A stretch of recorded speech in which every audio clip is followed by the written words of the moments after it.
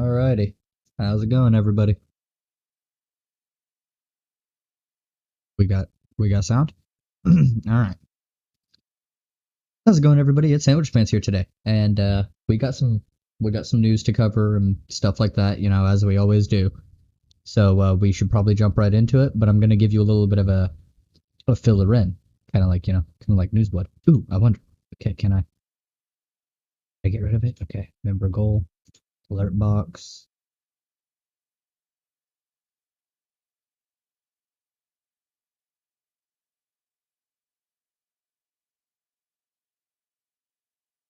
Alright. We got those? Yeah? Good. Okay, good. Making sure. So, coming up on Sandwich Pants News, we have impeachment and probably some other shit. GOP blowing off evidence that Trump incited a mob, as well as the closing arguments from the Democrats against them. And then we move on to possibly find some other stuff to talk about. Also on the docket for today, we have a speech by Vladimir Lenin when confronting the Communist Party. And also a clipping, you can find this yourself, from Empire Files, Israelis speak candidly to Abby Martin about Palestinians, from Telesur English.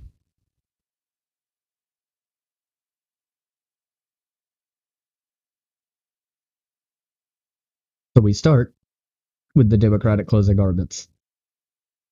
Let's go. Donald Trump last week turned down our invitation to come testify about his actions, and therefore we've not been able to ask him any questions directly as of this point. Therefore, during the course of their 16-hour allotted presentation, we would pose these preliminary questions to his lawyers, which I think are on everyone's minds right now, in which we would have asked Mr. Trump himself if he had chosen to come and testify about his actions and inactions when we invited him last week. One, why did President Trump not tell his supporters to stop the attack on the Capitol as soon as he learned of it? Why did President Trump do nothing to stop the attack for at least 2 hours after the attack began? As our constitutional commander-in-chief, why did he do nothing to send help to our overwhelmed and besieged law enforcement officers for at least 2 hours on January 16th after the attack began? On January 6th, why did President Trump not at any point that day condemn the violent insurrection and the insurrectionists? And I'll add a legal question that I hope his distinguished counsel will address. If a president did invite a violent insurrection against our government, as of course we allege and think we've proven in this case, but just in general, if a president incited a violent insurrection against our government, would that be a high crime and misdemeanor? Can we all agree at least on that? Senators, I've talked a lot about common sense in this trial because I believe that's all you need to arrive at the right answer here. I think that there's a slight problem with this pushing the way that they're going with this. He's really dull. He's excuse me, I need a drink. But the way that he's speaking right now is pretty dull. So I don't think there's a good chance. See, look at this. I don't think that there's a good chance that, because I'm pretty sure this is Jamie Raskin. They need somebody who's really good at inspiring people's passions on their side.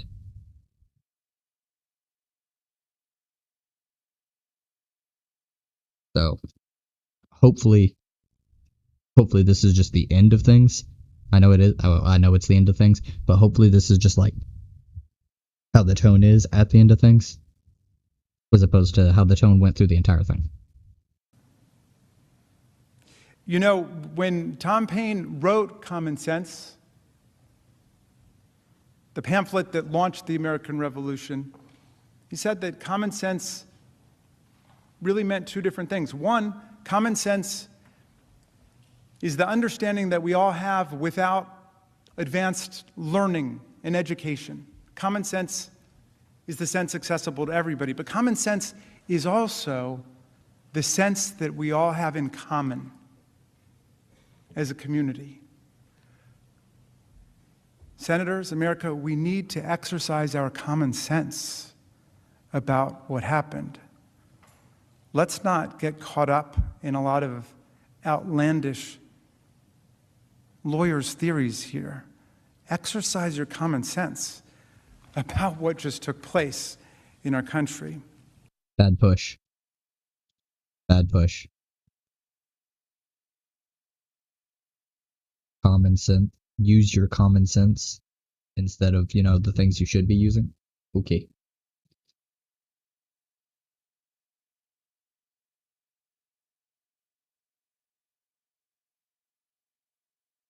Okay.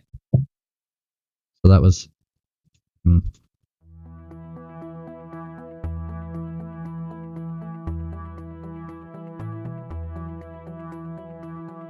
After a day of watching chilling footage.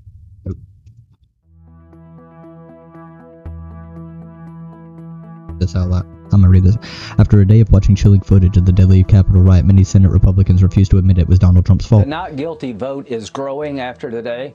I think most Republicans found the presentation by the House managers offensive and absurd.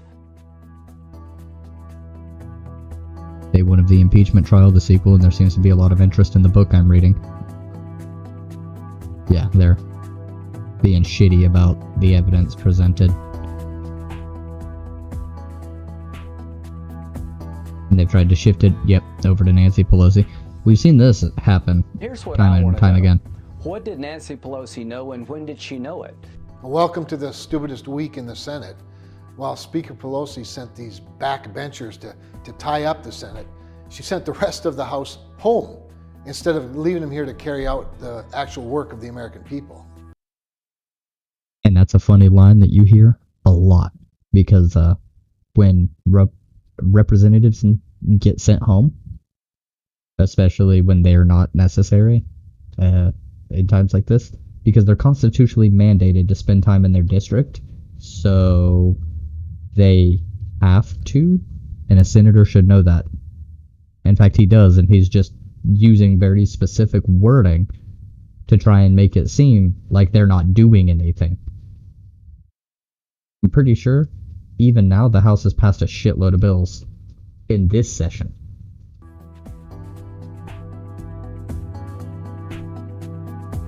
Of course.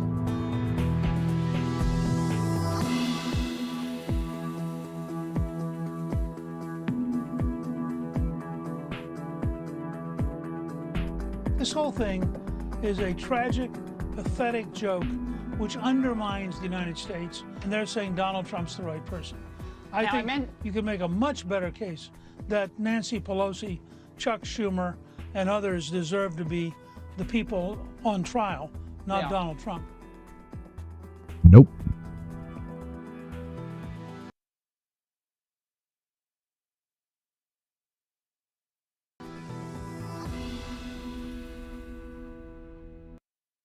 Really? Because they get 50, and 50 wouldn't be right. Oh, yeah. They need like 16.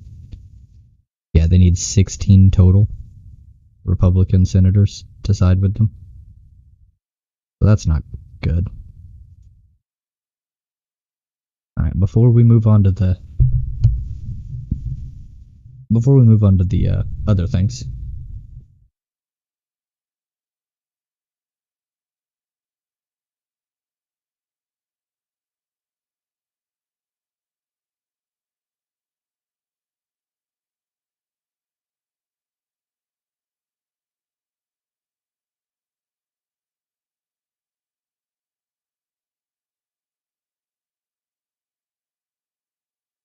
Let's see what kind of legislation they've tried to pass so far.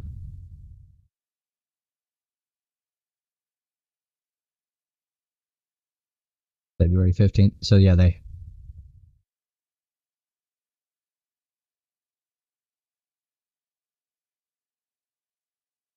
117th Congress.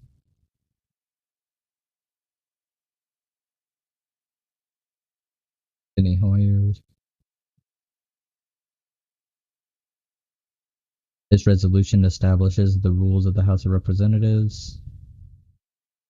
Okay. That's useless.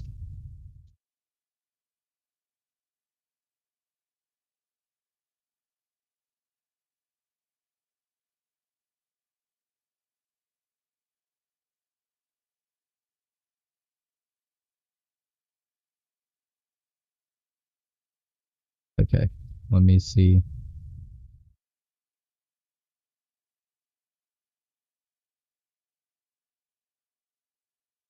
Congressional record.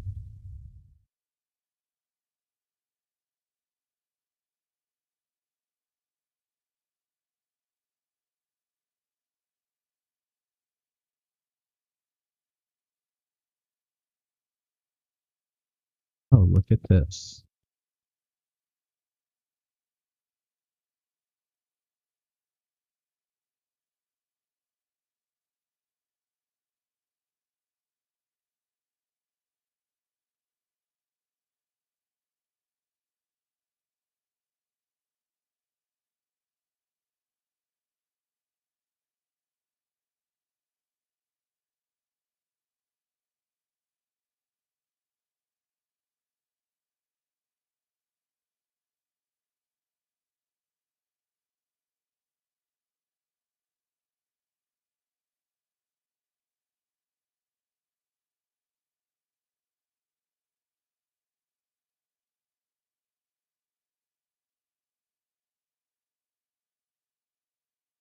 Oh, it's just a list of all the. Okay.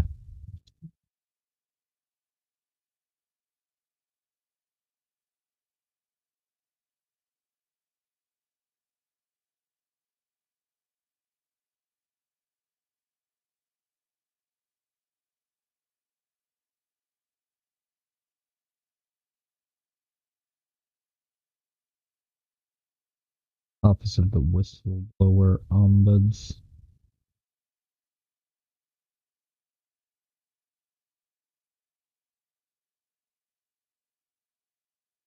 So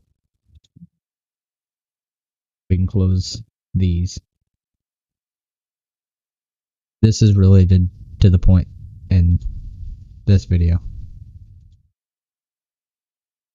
When somebody says that Congress was sent home instead of doing the work of the people, the usual thing here is that the House got sent home because they're legally required to by the Constitution.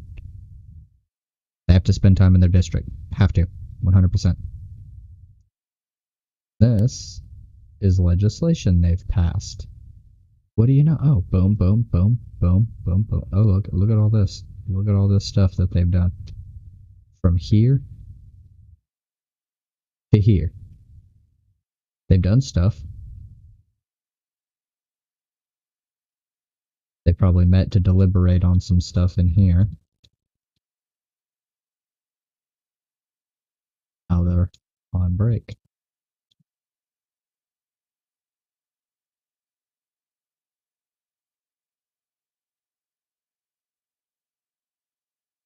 Now what is this? This is important to know. This is probably not yep.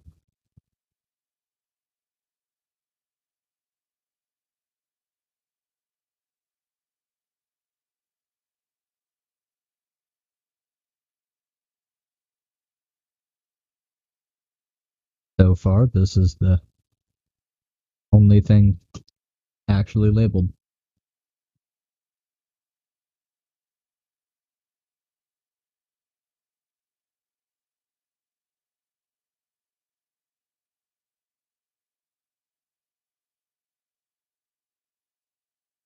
entered in. It's entered in immediately.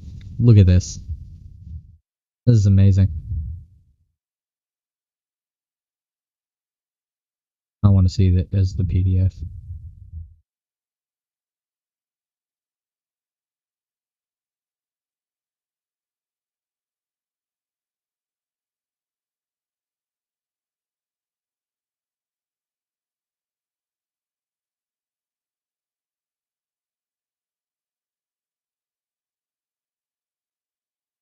Hell yeah. So you can read everything they have.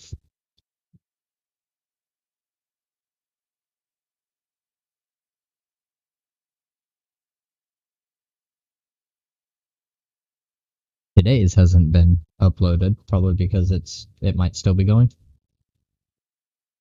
Or they just ended it recently, so they haven't had time to actually upload the whole thing.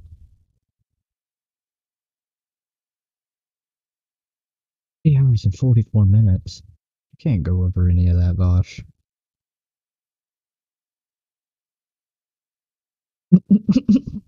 Okay.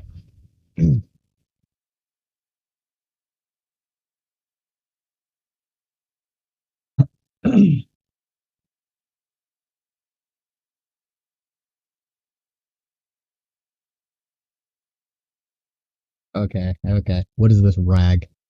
Let's criticize.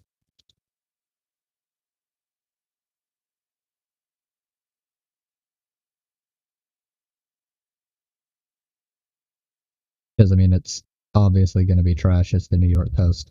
President Trump used the word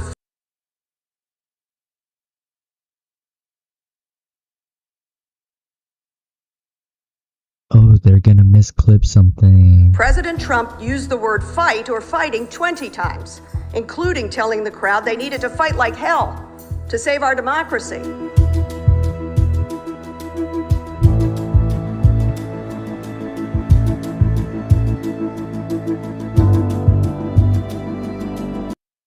Okay. Yeah, whatever. This is not nearly the same. Okay. So this is just manufacturing consent.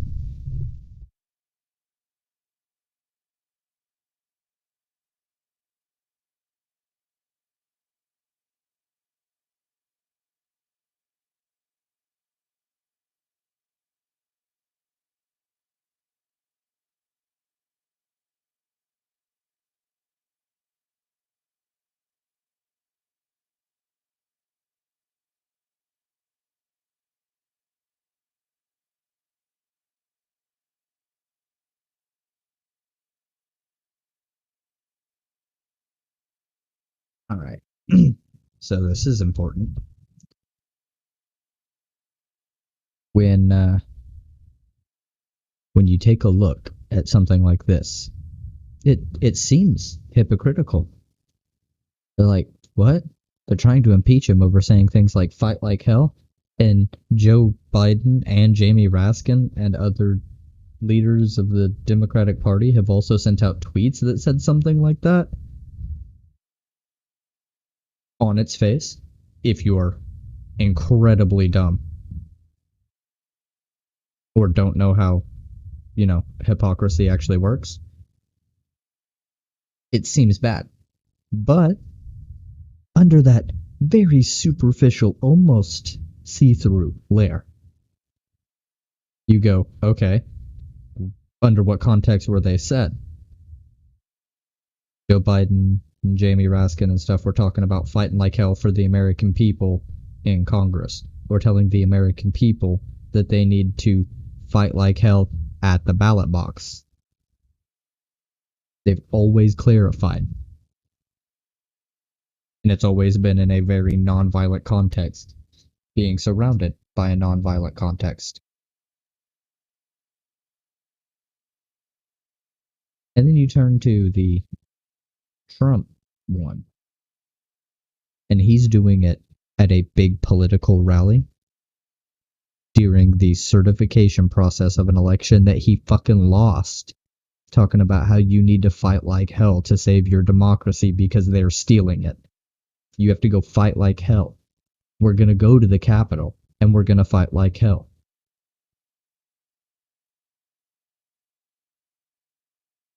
Context and nuance are very important, lest you be misguided and misdirected.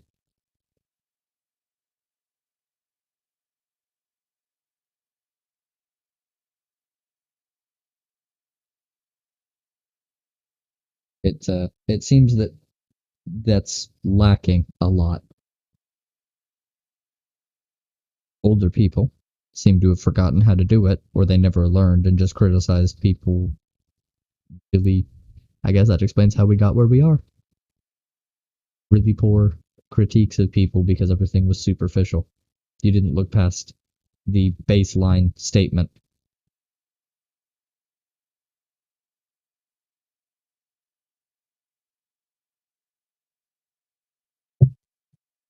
It explains so much. That makes me very sad. Oh, how high is my noise gate? It was very high. That makes sense. Okay, let me keep it at like 1 point. 1.6. Yeah, that seems fine. Because 2.9 doesn't pick me up whenever I say some things. So.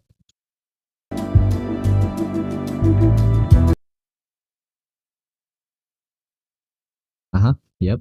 The GOP rush to replace Justice Ginsburg is all about destroying the Affordable Care Act, women's health care and reproductive freedom, and the voting rights and civil rights of the people.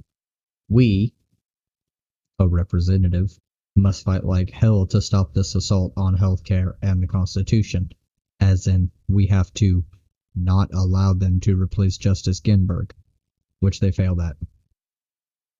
Not we have to go and fucking storm the Capitol.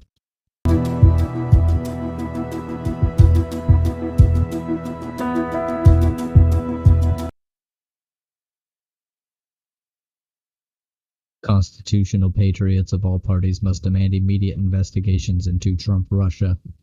This is our democracy. Fight for it. Must demand immediate investigations. Fight for it. That's pretty clear. That context is super easy to grasp.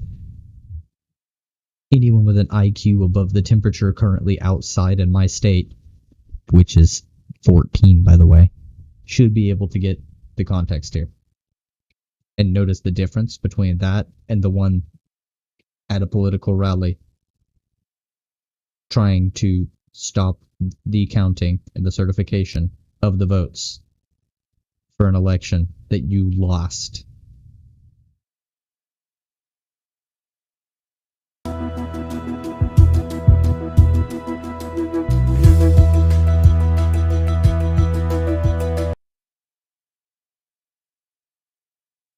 Okay. Yeah. I mean, this has, like, pretty much no surrounding context, because you didn't link the tweet that he's replying to.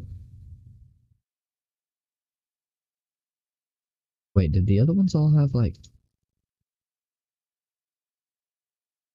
No. Okay. But, yeah, talking about when they go low, as in the Republicans, we fight back. That's legislation. Even then, I know the context to this fairly well, because I follow Ted Lieu. This is about fighting in Congress on legislation, not go storm the fucking Capitol.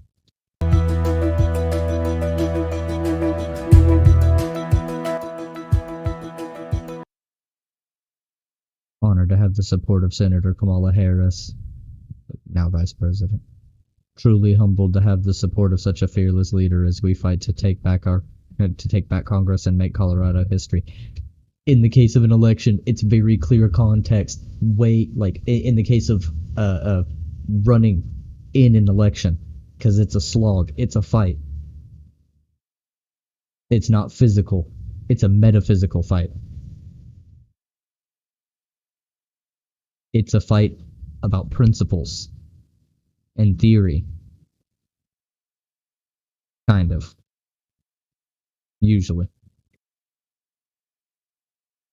Depending. But that's what it's supposed to be. That's the general premise. It's a political fight. As in, not physical and inciting riot, like mob, to storm the Capitol.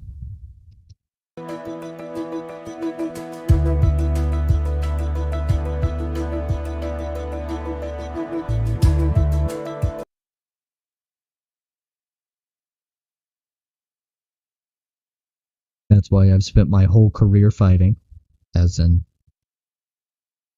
the Congress and the Senate as the vice president, political fighting, yet again, and will continue to fight like hell so that no one ever has to make that walk again.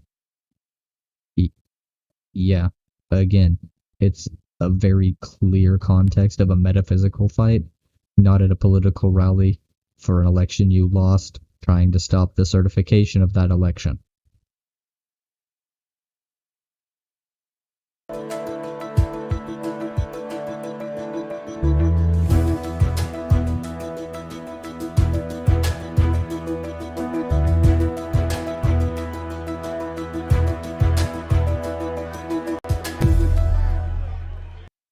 Well, that's a really poor way to go about it. Like, alright, everybody, I'm gonna let you know something. Your boy here only went to one semester of college. I went to the hospital for the finals and didn't get to pass because I couldn't take my finals. So I was in the hospital. But the point is, I didn't graduate. I didn't go for more than one semester. And I can point out how dumb that particular line of defense would be.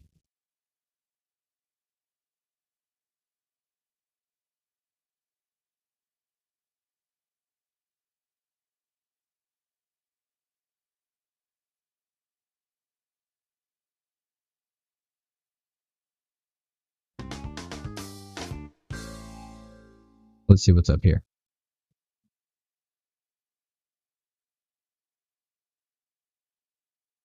Let's go back to that moment in 1991 that Raul Castro just described when Mandela traveled to Cuba to meet then-President Fidel Castro.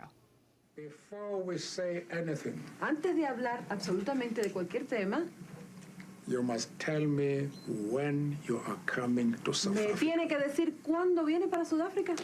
You say, no, just a moment, just a moment. No, un momentito. Es seguro, si ya yo recibí. The sooner the better. And we have had a visit from a wide Y nos ha variety of visitado una people. gran cantidad de personas. And our friend Cuba, Y nuestro amigo Cuba, which helped us in training our people, que nos ayudó a entrenar a nuestra gente, gave us resources to que nos get dio on with our recursos, struggle, que nos ayudaron tanto en nuestra trained lucha, our people que as entrenó a nuestros doctors and so combatientes, a on. nuestros médicos.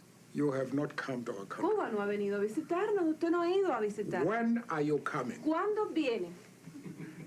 No he visitado a mi patria I surafricana. haven't visited my South African homeland La yet. quiero como una patria. I love it as a Quiero por él. homeland. That was Nelson Mandela in 1991, soon after. You won't get shown shit like that.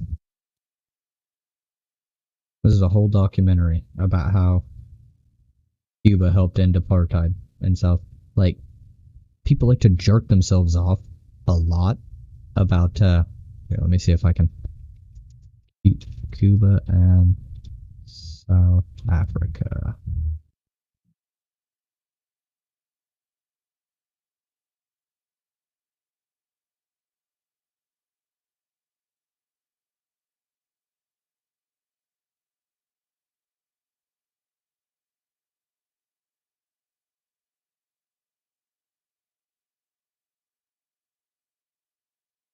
After Nelson Mandela was released from That was released from 1991 in preparation for a formal interment of the apartheid system. He embarked on a world tour to thank governments and peoples who had supported the South African freedom struggle. In Havana, he extolled Fidel Castro as a source of inspiration to all freedom-loving people. Yeah.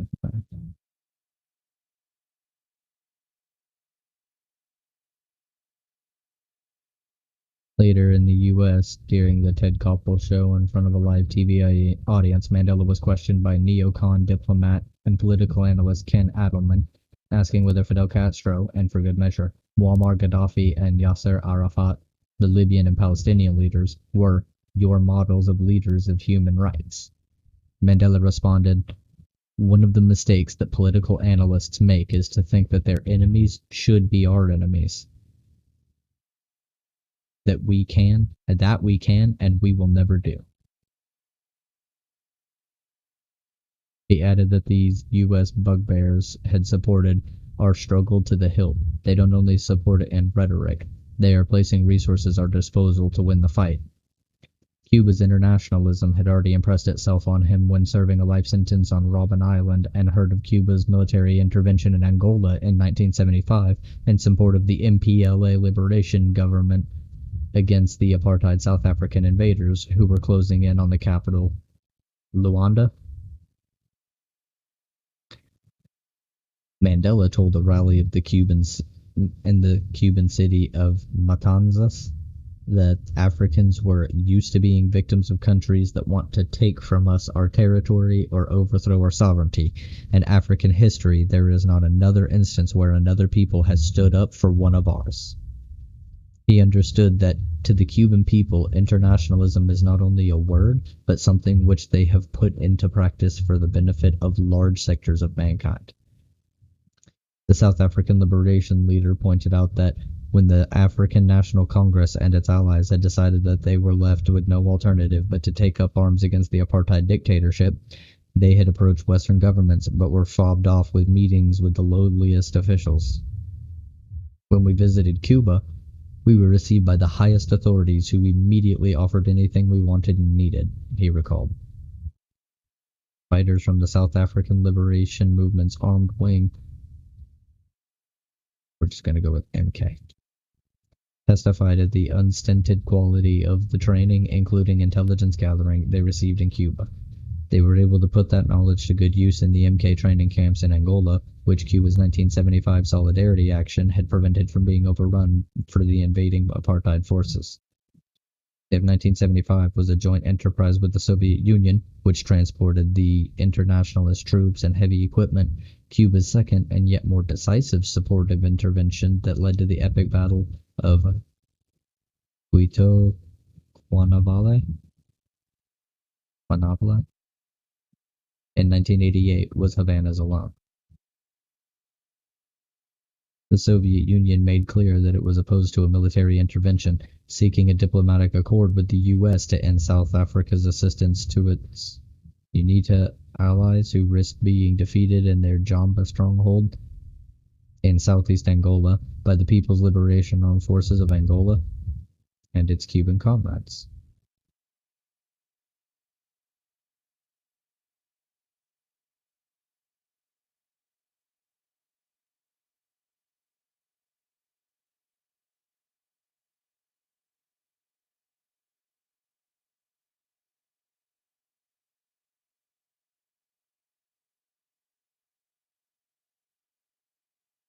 This is Jesus. So Cuba is dope in that regard.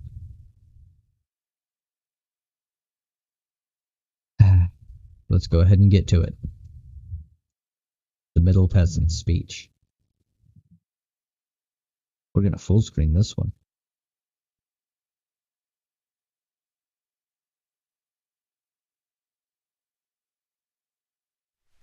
Теперь самым главным вопросом, который стоит перед партией коммунистов, который больше всего привлек к себе внимание на последнем партийном съезде, является вопрос о крестьянах-середняках. Естественно, что первым вопросом задается обыкновенно, что такое крестьянин-середняк. Естественно, что партийные товарищи рассказывали не раз, как в деревне, и спрашивали, кто такой середняк.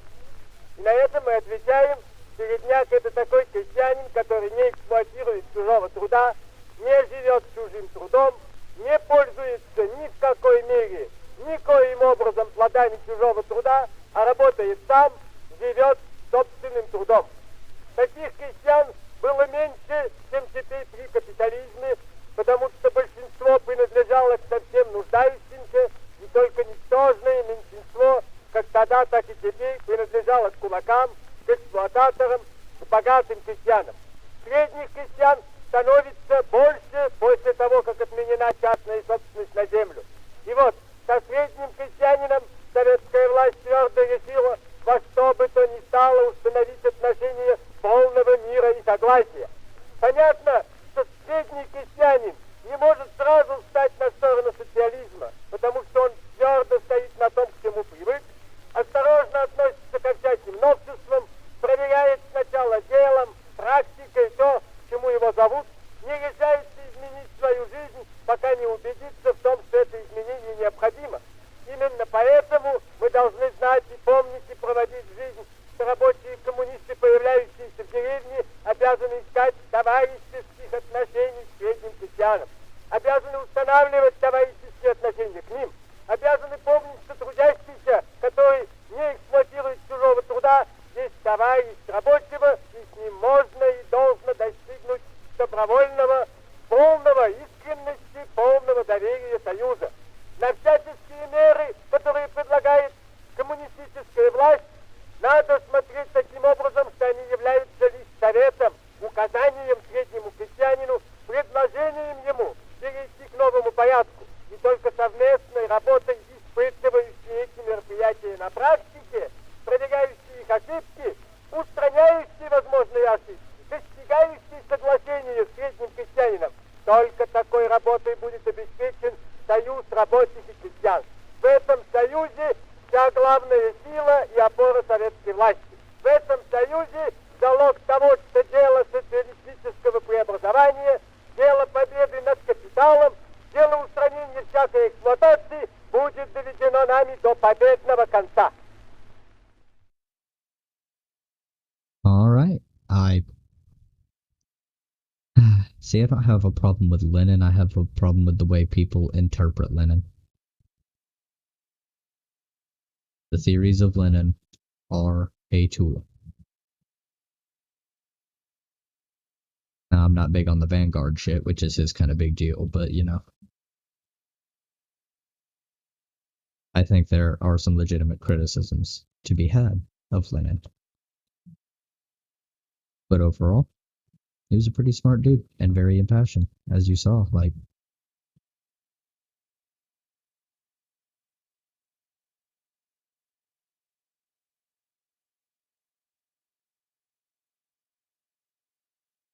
voluntary alliance. They must remember the work and put it on it. Yep.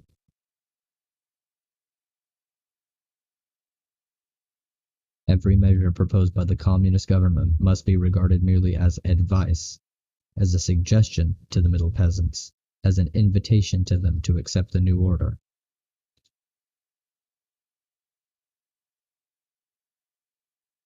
Only by cooperation in the working of testing these measures in practice, finding out in what way they are mistaken, eliminating possible errors, and achieving agreement with the middle peasants, only by such cooperation can the alliance between the workers and the peasants be ensured. This alliance is the main strength and the bulwark of Soviet power.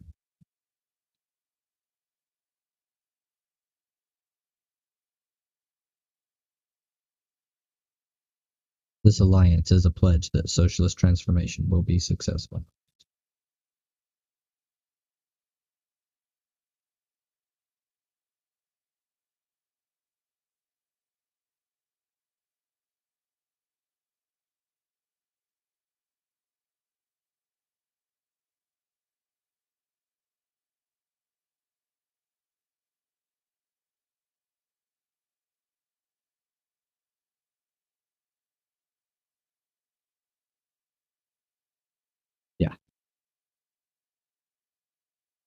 You have to see.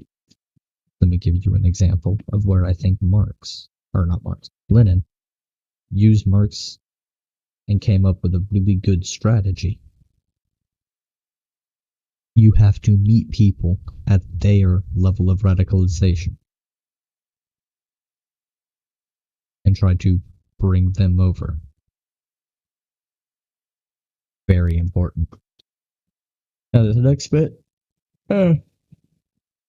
you know, you can watch the rest of this yourself, but the first two people were people who moved from America to Israel. Very bad disease, not just for Israel. For the Islam, it's a very bad disease, not just for Israel, for all around the world. We can see it. They think they all have to be Islam. If you're not Islam, they will kill you. A lot of Americans don't really understand what Israel's like. We hear a lot of things in the news. A lot of people are sympathizing with the Palestinian plight. Can you talk about what it's like to kind of live in this situation? First of all, it's very hard. I'm in an organization. It's called Lahava. His kid is super young, but he's not necessarily the person that it was the last guy they pick up. I've seen this before, but I'm only showing the clip up to where I feel like, and then we're moving on. But you can watch the rest of this yourself. I've seen it once before. It's not very. It's a little revealing. It's against the Jews shouldn't marry Arabs. Did you say the organization did what again? The organization is the thing of it is that Jews shouldn't marry Arabs. Shouldn't marry Arabs. Why do you feel strongly about that? Because Jews is a special nation that God gave it to the Jews, and we don't want Jews to get mixed up together with a different nation. I will point out,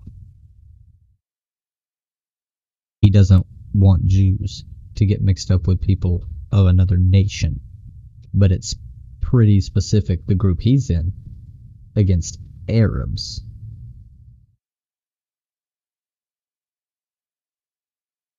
Because, and I quote, the Jews have a special relation with God and they're his chosen people. That is absolute brainworms. 100%. I'll say that thinking about anyone, though.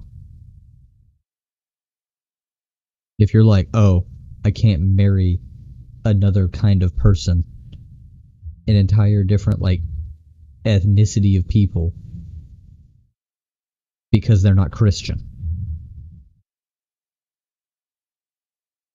Fucking brainworms.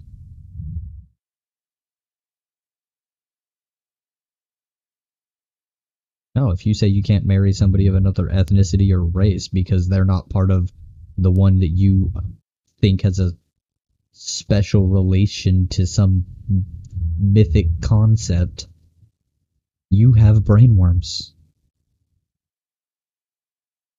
I think Israelis have to take over, and they have to kick them away. It will be much better.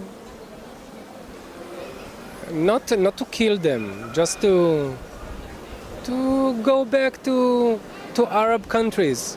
You can't deal with these people. There's no need to try. There's no need to talk to them. What we can do is when they do enough harm, we retaliate. That's war, and that's the situation that any Jew who lives in Israel has to deal with. יש לך משהו להגיד, היא אומרת על מה? גם ככה ערבים, מקסימום. אוקיי, בסדר בעברית? פשוט מאוד, צריך להיכנס לשטחים, וכל מחבל שעושה פיגוע צריך להרוג אותו, צריך להרוג את המחבלים, ואז הם יפחדו ולא יעשו לנו בעיות, והכל יהיה בסדר. הם יהיו בכפרים שלהם, אנחנו נחיה פה, לא צריך להיות ביחד, והכל בסדר. I think all Disgusting. Purely awful. You hear that, though? Did you see that one?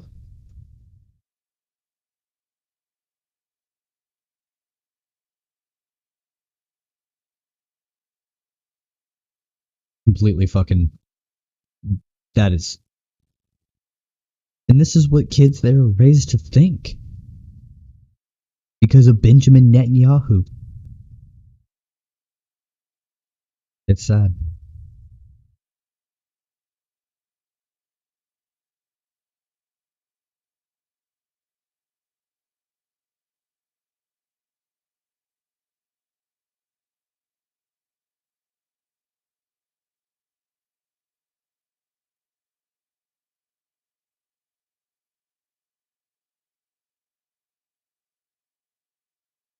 House Democrats were using their final hours of opening arguments at former President Donald Trump's impeachment trial to preemptively rebut efforts by Mr. Trump's lawyers to separate his words from the rioters' actions on.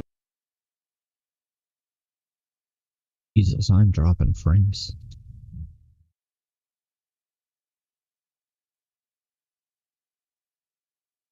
How? Why?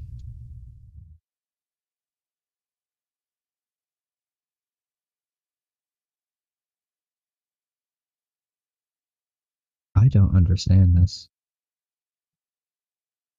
You know what? Nobody's in my Discord.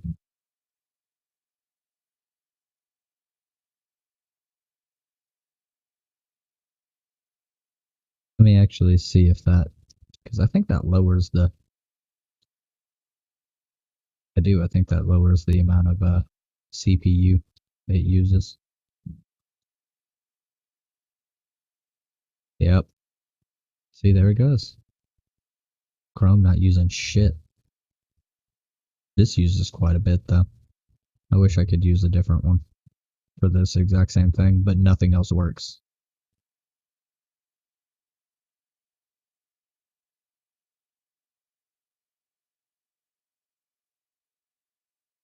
Okay, that's fine. This is using a bunch initially. Okay.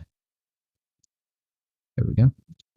On January 6th, Colorado Congresswoman Diana DeGette, a House impeachment manager, made the case that Mr. Trump's loyalists were at the Capitol that day because the former president had clearly told them to be there. Leading up to the attack, the insurrectionists said they were coming to D.C. for President Trump. He invited them with clear instructions for a specific time and place and with clear orders. Stop the fight, or to fight to stop the certification in Congress by any means necessary. The Trump legal team takes the floor Friday and Saturday for up to 16 hours to lay out its defense. Okay, that's pretty much what I thought.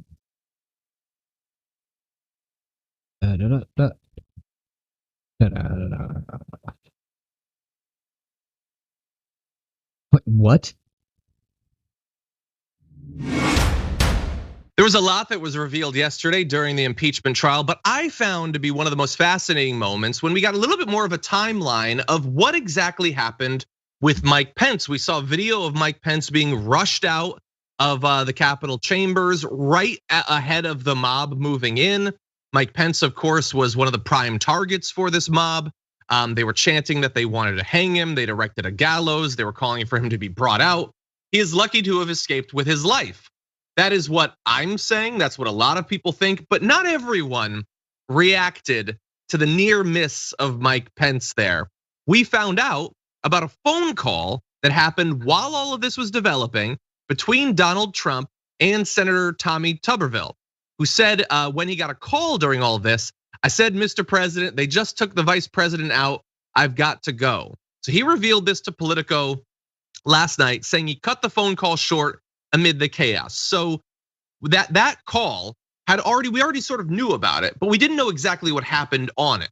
The detail that Tuberville informed Trump his vice president was in danger is a new and potentially significant development for House prosecutors seeking Trump's conviction. It occurred just around the time that Trump. Wait, the existence of the phone call had been previously reported, but the details that Tuberville informed Trump his vice president was in danger is a new and potentially significant development for House prosecutors seeking Trump's conviction. prosecutors seeking Trump's conviction. It occurred just around the time that Trump sent a tweet attacking Pence for not having the, quote, courage to unilaterally stop Joe Biden's victory. And since then, Trump never indicated publicly that he was aware of Pence's plight, even hours after Tuberville told him so. So let's look at the timeline. House managers say the call took place shortly after 2 p.m. Pence was evacuated from the chamber at about 2:15 p.m. and Trump sent his tweet at 2:24. And in case you don't remember this is the tweet that Trump apparently sent just moments after he was told his vice president had to be hustled out of the room so that he would not be murdered by this mob. He said, Mike Pence didn't have the courage to do what should have been done to protect our country and our Constitution, giving states a chance to certify a correct set of facts, not the fraudulent or inaccurate ones, which they were asked to previously certify. USA demands the truth. That was how he responded to this news, Jason. Like he had just. Okay. That's pretty awful, actually. He just wanted to win.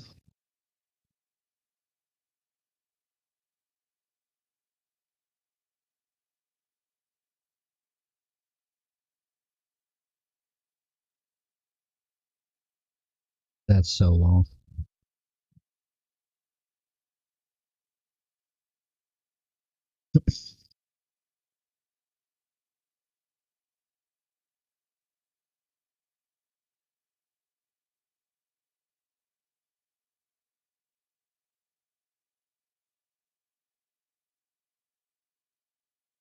Tucker Carlson's a fucking idiot, though.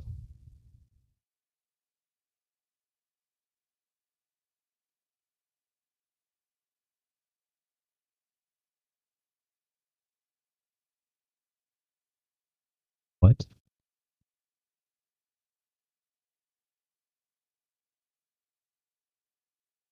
Let's talk about how to remember information that you read from a textbook.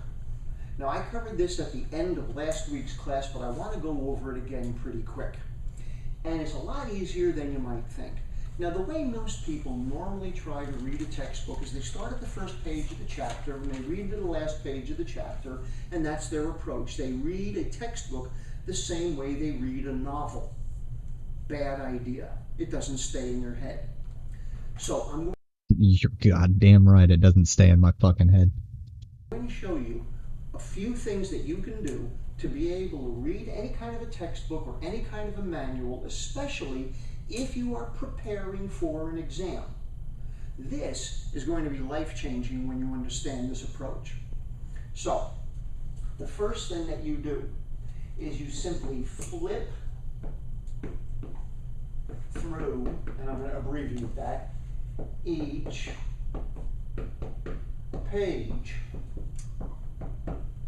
What you're going to do is you are simply going to take the beginning of the chapter and you're going to turn page after page after page, and you're just going to look to see what's on each page. You're not going to read anything. You are just going to look at what the pictures are. You're going to look at what the pages look like. It's going to give you a sense of how long is the chapter, how much is there words compared to images, what are there going to be graphs, does anything jump out at you? That's the very first thing you're going to do. Okay, now you're going to go back to the beginning of the chapter again. This time, I'm sorry, I'm going to start over again. You're not going to go to the beginning of the chapter. You're going to go to the end of the chapter. You're going to start at the end of the chapter, and you are going to see at the end of the chapter, did they give you any sort of a quiz? In a lot of textbooks, not all, but in most textbooks, there is going to be some sort of a quiz at the end of each chapter or at the end of each section. So, can anybody tell me why you think it would be a good idea to read the questions in the quiz before you read the chapter? So you know what to look for. So you know what to look for. Okay. The stuff that they put in bold print for a reason. This is the titles. And last sentence.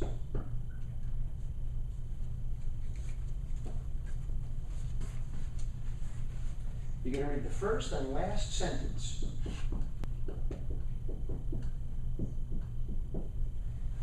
In each paragraph. You're going to read the first and last sentence in each paragraph. The first sentence of a paragraph is the introduction, is a quick overview. If it's well written, and if it's written by a good author, the first sentence of a paragraph gives you an indication as to what the rest of the paragraph is about. And usually the last sentence of the paragraph helps you sum it up. Right now, and I want to stress this, at this point you are not reading this for comprehension. You are reading this for exposure. You're not going to understand this stuff yet. Why? Because you haven't been able to connect the dots. But now you're going to have a map of all the dots.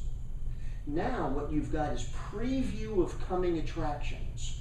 Now your brain is set up for here's what you're going to get. Now you read the chapter and take notes on it. Let me tell you, if you follow this formula, you'll only need to go through the chapter like this once. Now, I know what you're thinking. Yes, even you. What you're thinking is, that's a lot of words. Not really, no. It does seem like a good idea, though, honestly.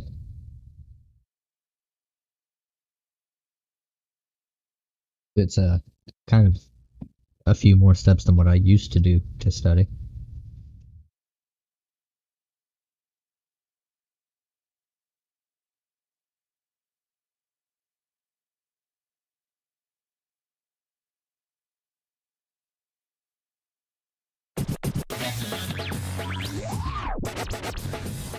So speaking of the storming of the Capitol, let's play this clip, because this, if you thought that Tucker Carlson clip was crazy, this is a doozy.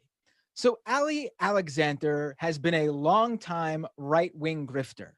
He has joined pretty much, or has been associated pretty much with every right-wing movement that sprung out of the Trump campaign, depending on how popular it was at the time. You know, he was all right guy at first, hanging out with Milo Yiannopoulos, and then he was buddies with Jacob Wall, and he went over to Minnesota to do that ridiculous documentary Jacob Wall did about Ilhan Omar, which Jacob Wall ended up getting in trouble for lying to the police. And this guy has just had his fingerprints on every right-wing grift for like the past 5 years, honestly. And of course, he was one of, if not the main organizer of the Stop the Steal event on January 6th that led to the storming of the Capitol. Now, he has been banned from a lot of major social media platforms since then. He has kept low because obviously he has a lot to answer for, and he obviously, people will probably want to talk to him for many court cases in terms of what happened and what went down.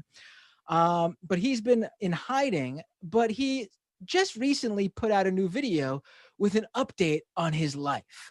Let's see what Ali Alexander is up to.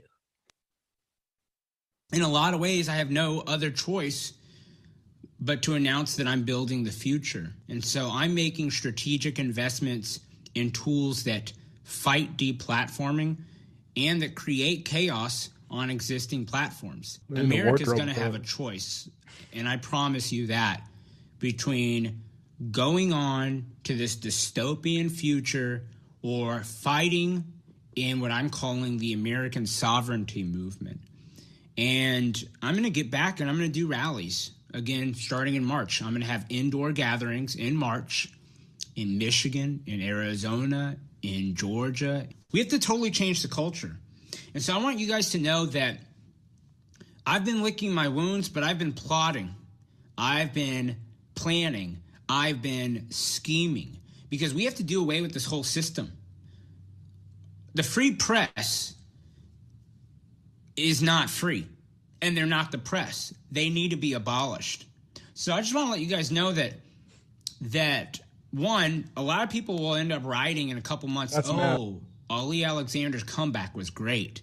But that One, a lot of people will end up writing in a couple months, Ali Alexander's comeback was great. But I want you to know that it doesn't feel like a comeback. I created Stop the Steal while still playing in their game. Now I'm totally unhooked from that system. And those who want to live free and not feel like you have to hide when you go to church that you're a Republican or a Trump voter, I'm going to create a society and a community and a culture and a language for those people. Winning could just be 10 million people creating a new megacity. Let's build our own city. Let's seriously build our own city. Let's have a backup city in South America. Let's all of us put 10% of all of our holdings, take it out of the U.S. system and put it overseas or put it in cryptocurrency. Are the big tech platforms welcoming me back? These people are evil, and we will make lists of them. And they will not be welcomed in this new society. They won't be welcomed on new platforms. First of all, I just want to say major brand fail calling it a mega city.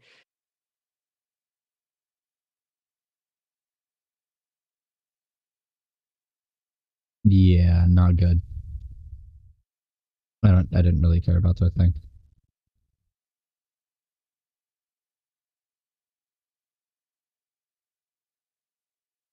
Huh.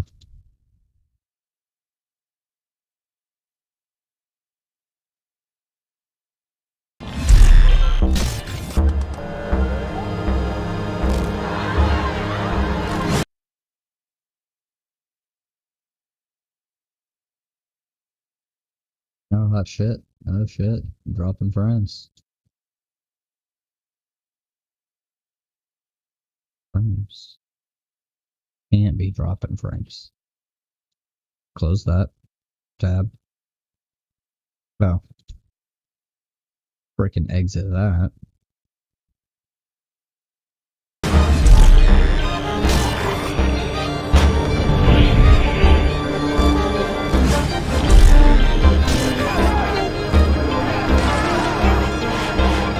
Middle of thriving cultural centers, such as Hebron, one of the most hyper-militarized cities in the world. When I was in Hebron, I was shocked by how aggressively the police state imposed an apartheid system. All of the residents I talked to had horror stories of life under brutal occupation. Sometimes Israeli soldiers themselves dissent, even in the face of very severe repercussions. One of whom is Eran Efrati, who was stationed in Hebron during his time in the Israeli army. Since leaving the military after years as a combat soldier, Efrati has dedicated his life to documenting Israeli war crimes and fighting the apartheid system. Eran, you went from being a soldier in the IDF to being a very outspoken critic of both the occupation and continued takeover of Palestine. What made you go through such a profound transformation? Well, it didn't something that happened immediately. Obviously, growing up in Israel, you ask me what was my role in the military. I'm not sure that my role started with my enlisted. I think my role started when I was about 5, and I realized that my father is put in uniform and going out to Lebanon as a reserve soldier. That's the first time I felt that I'm in the military. The next time was in kindergarten, when soldiers came in to tell us about the Independent War, just after the Holocaust Day memorial. The next time will be when I was 16, and I will get my first draft letter. And in this draft letter, it will be written that I am a property of the military. This is something that every kid in Israel go through. When you're getting into the military system, in the end, you're already so much embedded inside the military. The military is a part of your identity. It's as much you as you are Israeli or Jewish, for that matter, in Israel. It's called indoctrination. It's a tactic that's used by a lot of people, but this particular type of tactic is really fascistic. And going into the military, I was expecting to be a manifestation of me just in uniform, protecting my country, protecting my family. I grew up on hearing the stories from Auschwitz of my grandma. So my mother's side, my grandma and grandpa was the only survivors from their family, from the Holocaust. All of my grandma's family were killed in Auschwitz. the stories from my grandpa that was also the only survivor from his family from the Holocaust, and from the other side, my grandpa and grandma from my father's side grew up and hearing their stories about Jerusalem and what it is to grow up without freedom under the British mandate. For me, being in the military is to protect them and to make sure that our life will go on as in freedom and in good well. I went through 7 months of boot camp, and in the end of the 7 months, I found myself in Hebron. This is the only city that have a settlement in the middle of the city. So getting into the Hebron, one of the first things that I had to do was protect a Jewish holiday. And my job is to put on curfew 180,000 Palestinians. So settlers throughout the West Bank and Israel, Jewish settlers, could come into Hebron and celebrate. So there's thousands and thousands of Israelis and Jewish settlers from across the West Bank coming to celebrate. And the only way to keep them protected is to make sure that no Palestinian is leaving his home. So literally one of my first tasks was to roam the streets and make sure Palestinians understand they're going into their home and they cannot leave until a second notice, until the... Do you see this? They just, oh, you can't leave your fucking house because Israelis want to party. So you get in your house or you get shot. Next time we're coming in. And the first time was like a movie. We birthed into the city with our guns in our hands and our uniform and vest with grenades and 6 packs of ammunition. And we're just screaming curfew. And you see the chaos. You see the people just running from place to place, closing down their shops, running home, because wherever you are when the curfew starts, this is where you're stuck. And you cannot go anywhere else. So you better be at home when we're starting to count the curfew. Now, the official orders to anyone who breaks curfew is shoot to kill. I never did that. I never met anyone who shoot to kill in this process of a curfew. But that was the orders, and they knew it pretty well. They knew what they need to do. This feeling of power at once came as a big confusion to me. I think I wasn't clear if I'm enjoying the power of controlling all of these people, or if I don't understand why kids look at me frightened. Why are they running away when I'm walking into the street? Before my service, I work as an educator. I love kids. So I think I was very confused on why a kid will find me scary. I realize now in perspective, it got to do something with the fact that I have my boots on, my uniform. I think even just with this,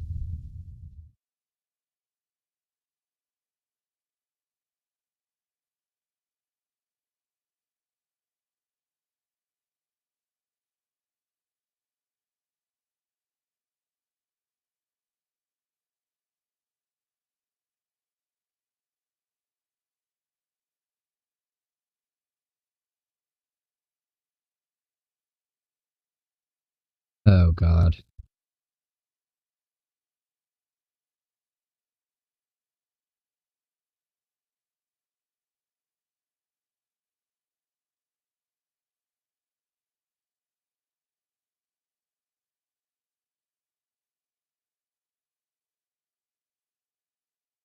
Jesus. Yeah, the anti-Semitism here. It's awful. I'm not a big fan of Israel, but come on, y'all. That's pretty fucked up. Anyways, I am about to take a break. It's been a pretty solid hour. I didn't start with the long deal in the beginning. Oh my lord. Why are we dropping so many fucking frames?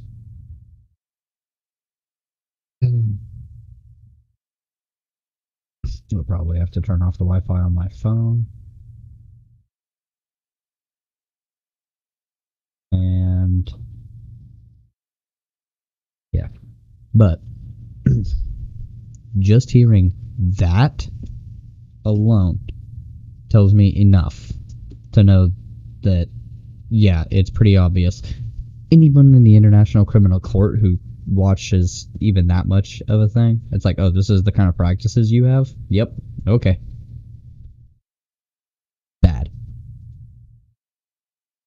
Not to say that there aren't war crimes committed by Palestinians, because undoubtedly there's pretty strong evidence that there seems to be that going on. But when you're under an occupation like that, come on now. Not good. It's not justifiable. But you can understand why. So we have to think compassionately. Why are you using so much of my computer? You have never done this.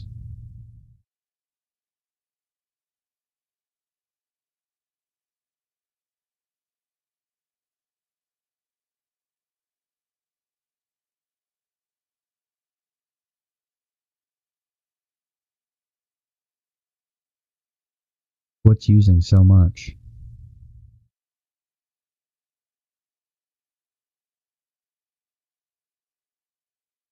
Fuck you, Discord. Okay. We'll just quit the Discord. So, cut that down a good amount. Oh my lord. Okay, that's its background function of it streaming, I guess.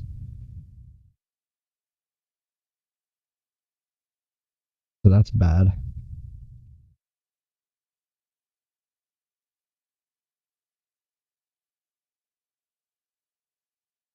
Boom. Okay. Hopefully, that keeps us down. Why? I don't understand. It has never done this before. It's got some crop frames.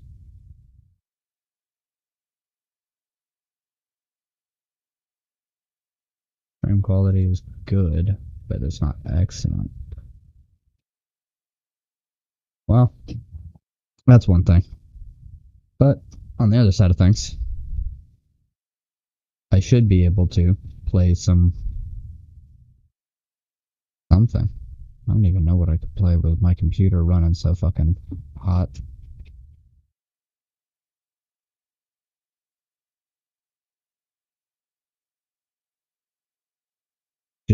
Just capture that. Okay.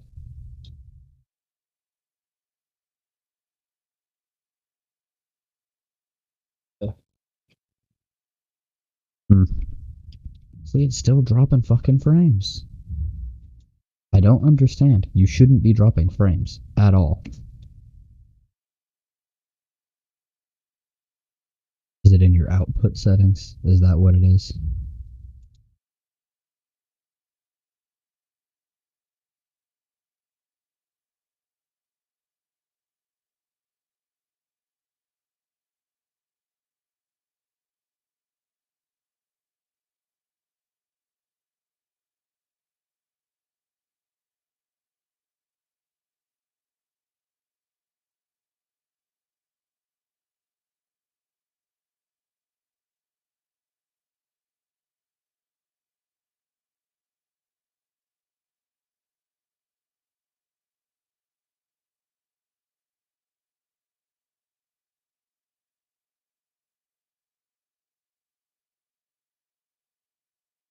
Ba-da-da.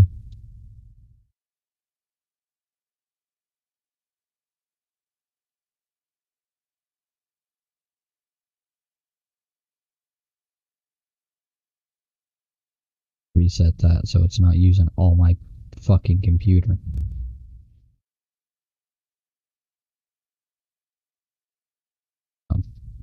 Okay. Hopefully that. Oh. And it goes down. And it goes down. So, if it stays a little bit low, felt like it even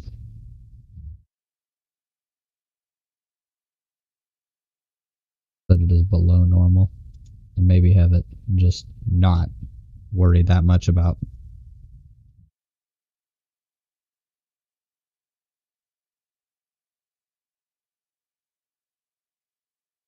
Don't drop frames. Fuck you. You know what? We'll get rid of the alerts box. Not really that necessary. But I bet. Yeah, anyways.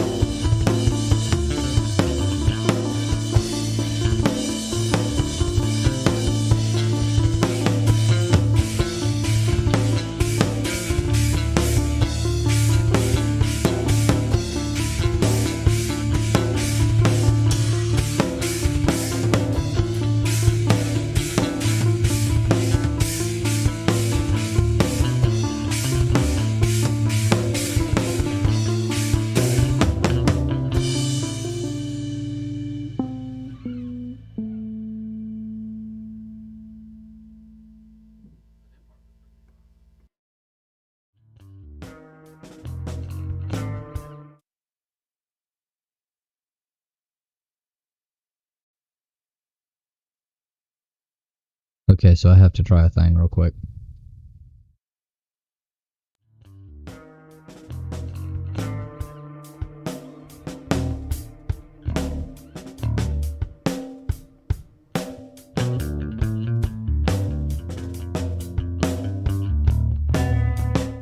Oh, okay, so it was working. For some reason, my phone didn't wanna.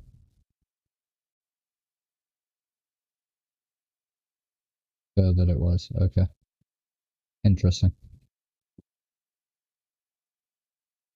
Bop bop. Let's see. Let's go with some arena, I guess. Because I can't really do much more gaming than that. And while that loads up, I am going to get myself loaded up.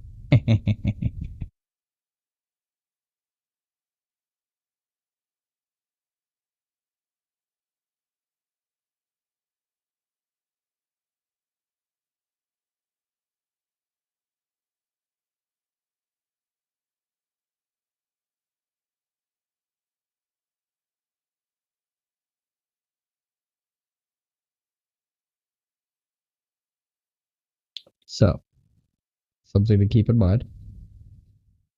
You can criticize Israel without being anti-Semitic. So when you're going to criticize Israel, criticize the actions that the leaders of the country have taken, as well as the military and shit like that. Don't go talking about how Jews do this or Jews do that. It's pretty bad.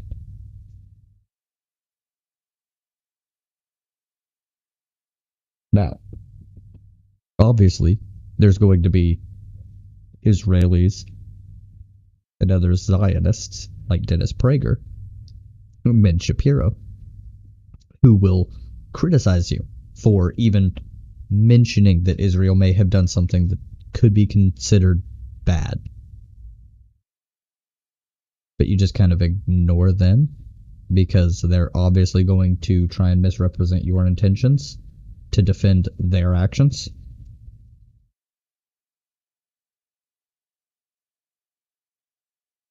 Don't play into it. You just laugh and go, it's cute that you think that criticizing Israel equates to actual anti-Semitism.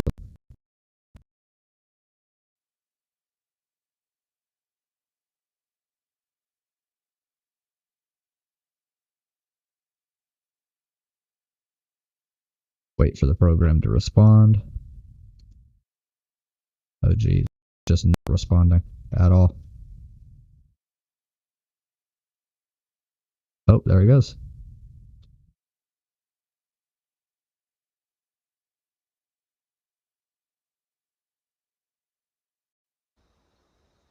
Okay.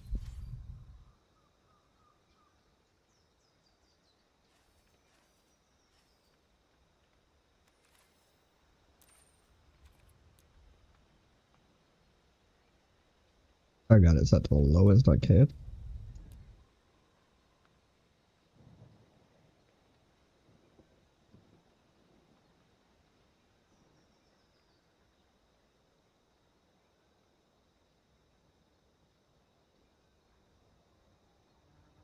Pretty useful. Okay, and this is... don't have auto tap. I don't have auto choose replacement effects.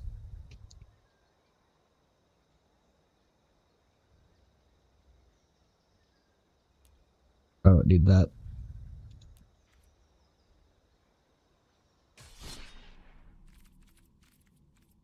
But I'm nowhere near a sealed. So we're gonna go back to standard, ranked, and try and build myself back up. Let's go, baby.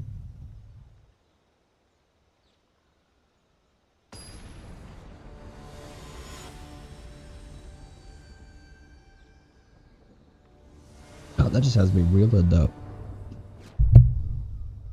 It's almost impossible to believe that that Israel has a policy on how to execute fucking what do you call them?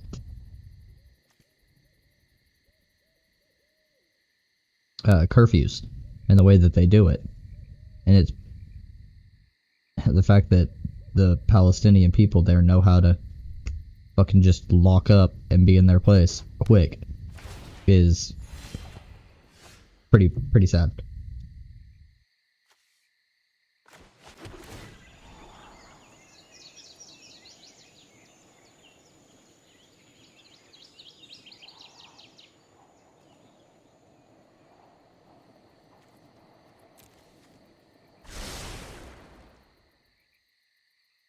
We get rid of the cultivate because we have all the colors of land that we actually need over these four, I mean. Then we have the dryad. Okay, that thing's gonna be a pain in my butt. That's okay, we just play that. Ooh. Might as well. I'm smoking myself a fat ass hog leg. Look at this thing. You can't see it, but I can.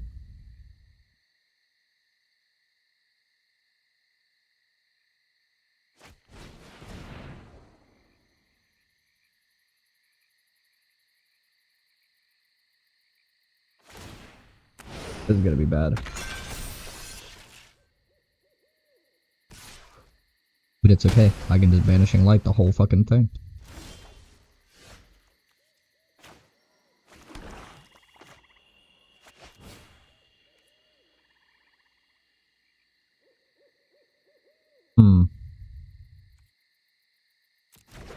Do I Banishing Light or do I Dryad?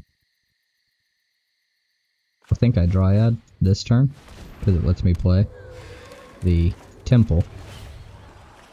Lets me see what I'm getting next, which is another Temple. I don't need a Temple. There we go. I stripped down my deck a bit.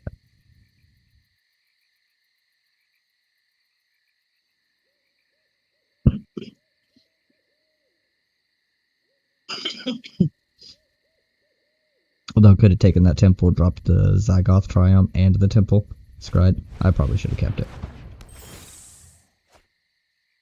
Oh well.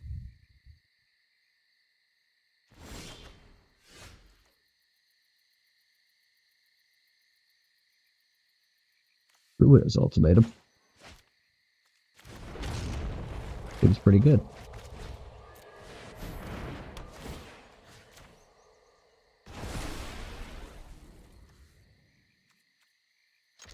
Let's go.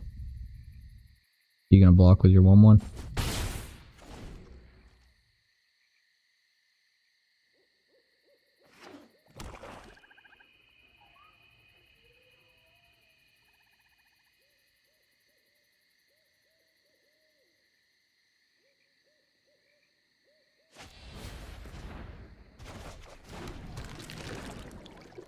That seems fine to me.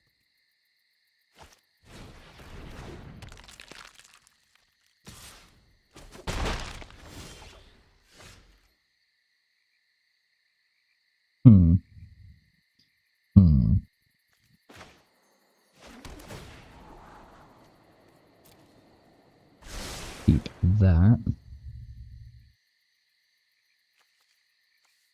I've got access to 5 mana. This is gonna be the most efficient thing to do. Get rid of an egg. Boom.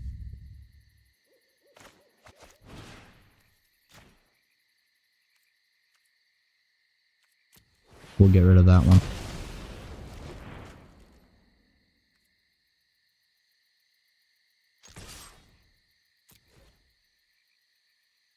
You may be able to kill it.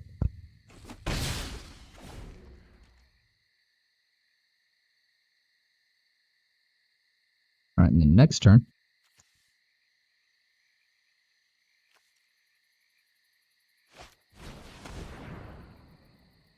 Next turn I play Yasharn. And then play 2 lands. And then I play them all. And then I put it on the Dryad. So. Yasharn.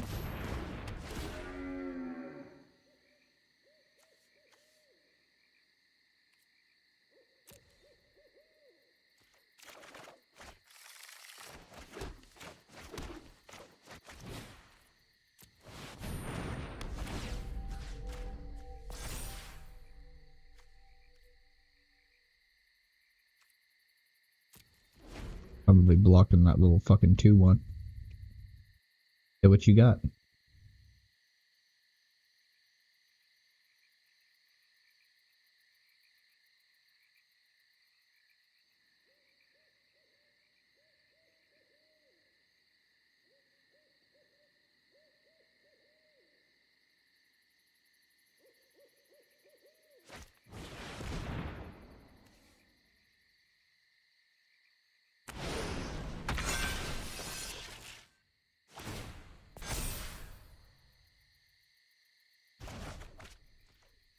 Okay.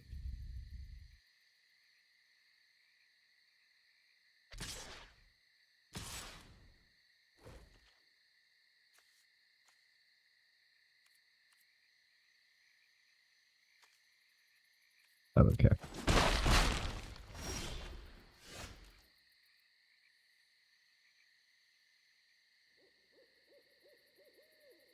All be okay.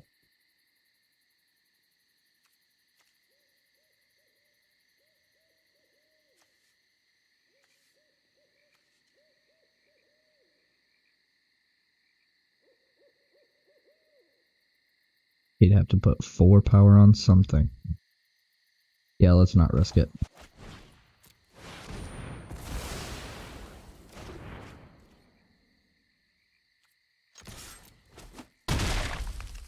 And then we just level the playing field a little bit.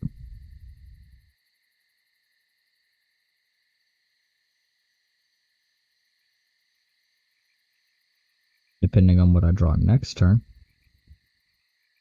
Okay, I have 3 blues. 2 black. Yep. He draws that. What do you want? Death touch again.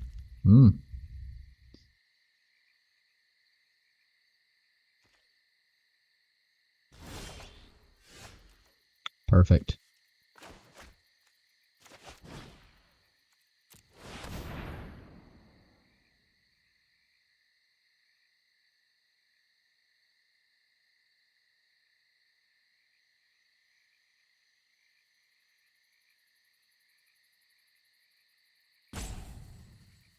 What you got?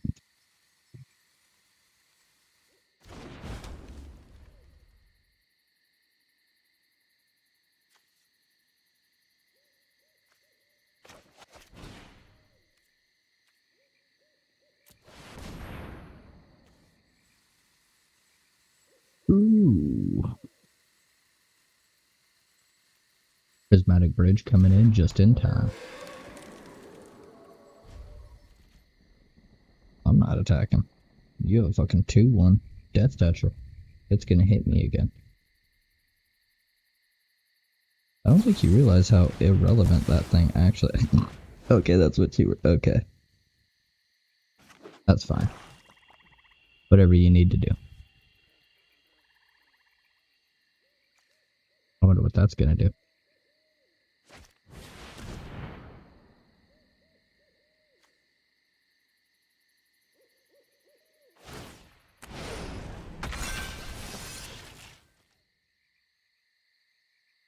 Four, 6.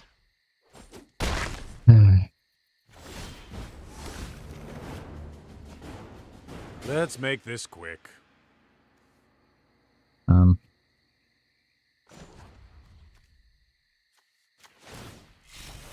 Don't worry, I'll think of something.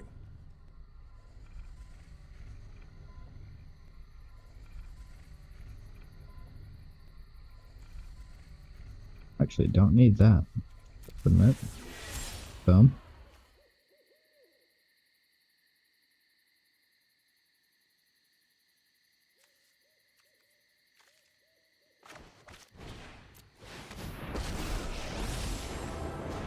My quest is not over until peace has... Together, we can exact justice.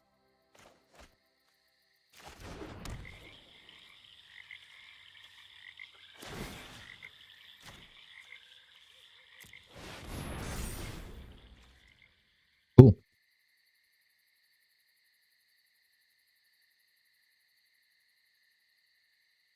Doesn't matter what they do. I'm gonna phase out their creature. They know this. Then I can Bear and bounce to ferry.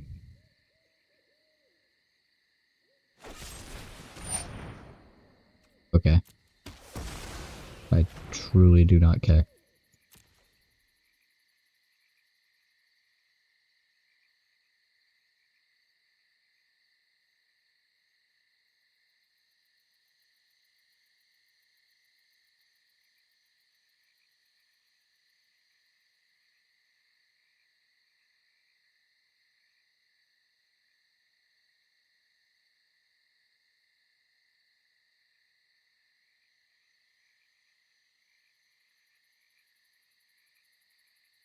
Come on. Do something, please. Don't know if this person knows what to do with this at this point in time. Because I've got my prismatic bridge here. Which is...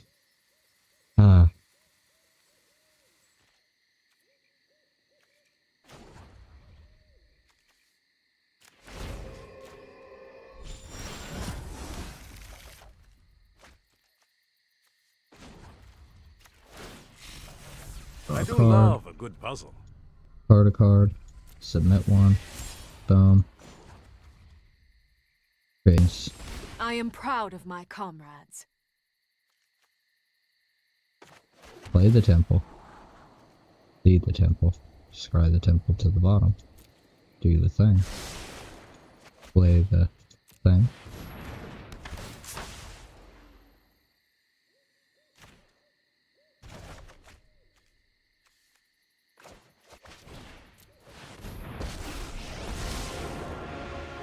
It takes impressive knowledge to be a temporal archmage.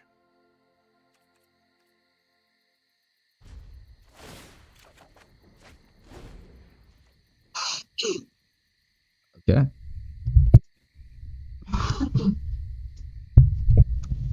Oh, wow.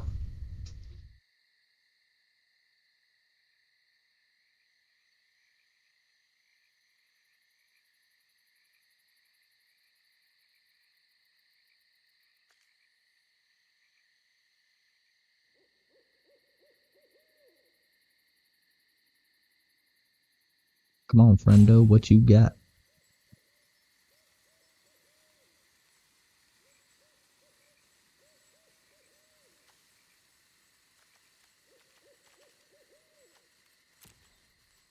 You come back from the ultimatum. Come on now. I gave you an ultimatum. What you got?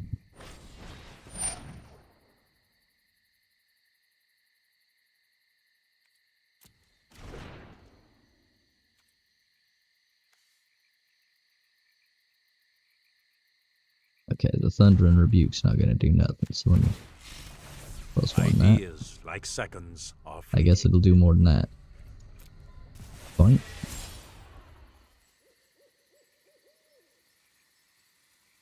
Come on now. Come on now.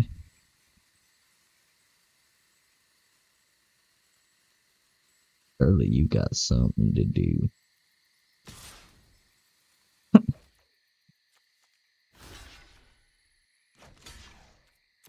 Whatever.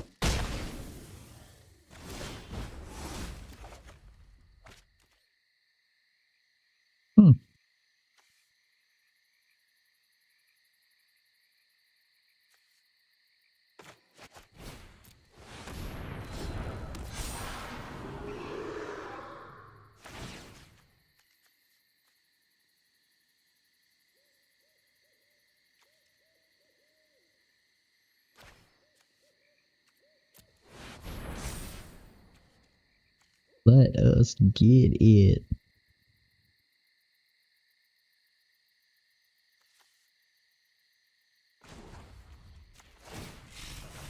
Time to improvise.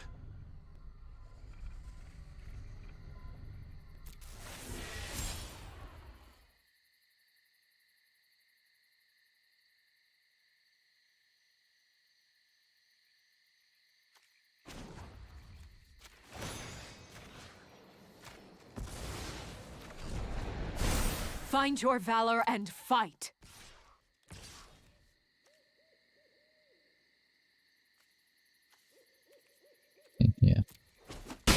sure I leave myself some blockers.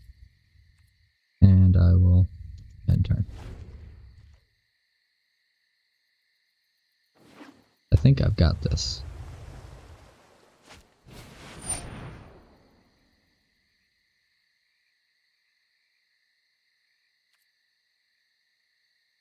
Okay.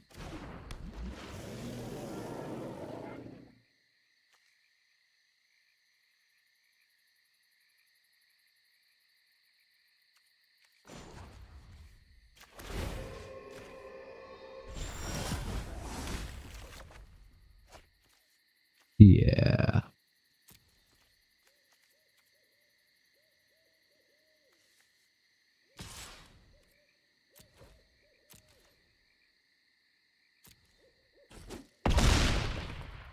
Good game, buddy.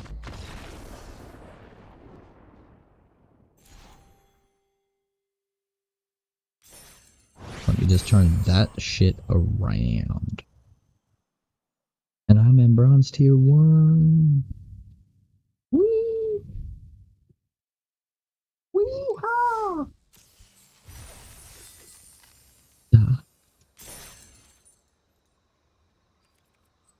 I'm so much closer. Oh my. What's the daily deals?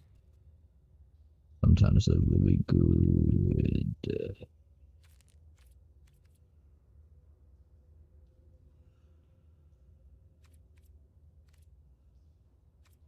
Nope. Nothing.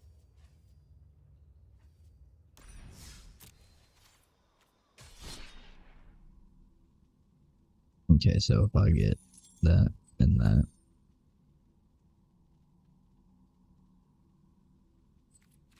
I won't be able to play really good stuff.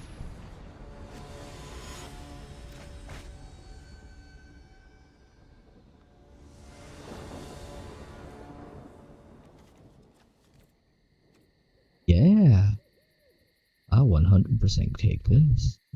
This is very good. Very, very good.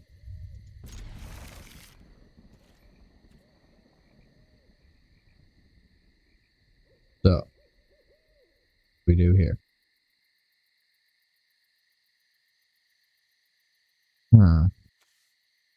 I think we start here. We keep that.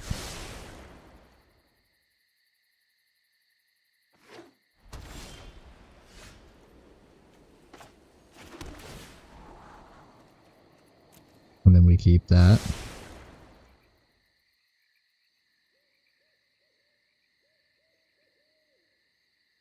Yeah, you have no idea what I'm doing, do you?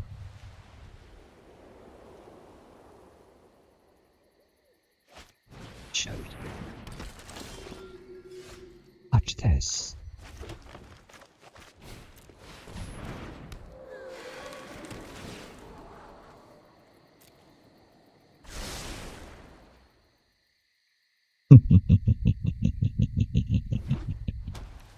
Don't have a vanishing light, please.